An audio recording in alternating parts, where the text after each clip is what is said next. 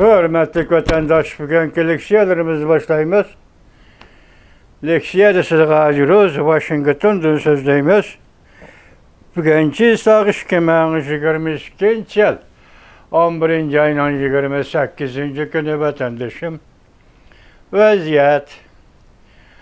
Amerika Qo'shma Shtatları Cumhuriyeti'ndeki namayish to'g'risida bayonot e'lon qildi. Cümle shundoq deyildiki, dunyoning har qanday joyida, har qanday bir odamning tinch yo'l bilan namoyish qilish huquqi bor. Uning keyin yoki bir vaqtda degandek Birleşken Devletler Teşkilatı Kişilik Hukuk organları, yani Kişilik Hukuk valiliğinin bayanatçısı bayanat ilan qilib, o'xshashla Amerika Qo'shma Shtatlarida har bir odamning tinch yo'l bilan namoyish qilish huquqi bor. Biz bu fursatni Cumhuriyet hukumatiga jiddiy haydakchilik qilamizki, namoyishga chiqqan va qatnashganlarni xohlagancha qo'lga olmasligi lozim deb ko'rsatdi vatandoshlar. Bugun sizlarga mushu to'g'rida va uni asos qilgan leksiyalar to'g'risida leksiya so'zlaymiz. Birinchi mavzu mundaq.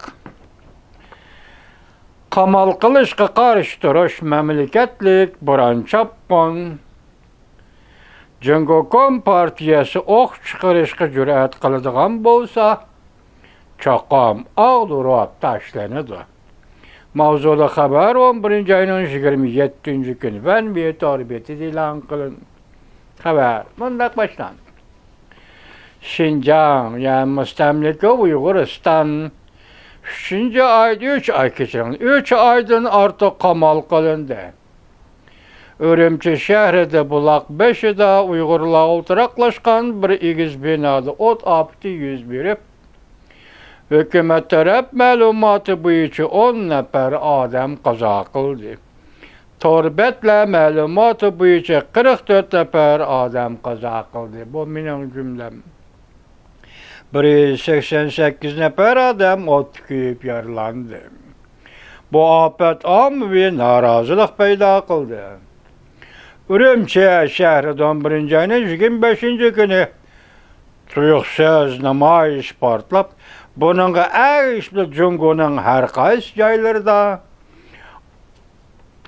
oq qog'oz inqilobi, ya'ni ranglik inqilob deyildi. Bu ham norozilik namoyishi portladi.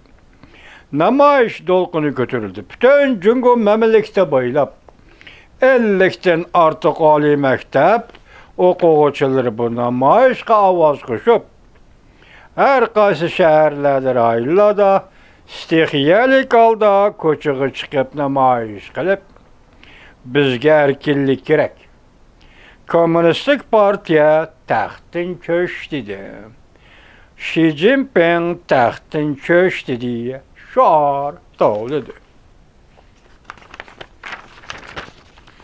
11 ayning 26 kuni Lanzhou, Wuhan, Chengdu, Chongqing, Shanxay qatorliq o'lka shaharlarda ommaviy namoyish portlab, Shanxay shahar xalqi zo'r bir turkum saqchilar bilan elishdi. To'liqsiz erkinlik, kishilik huquq deb talab qilib, shior tovlab, Xi Jinping taxtdan cho'sh dedi.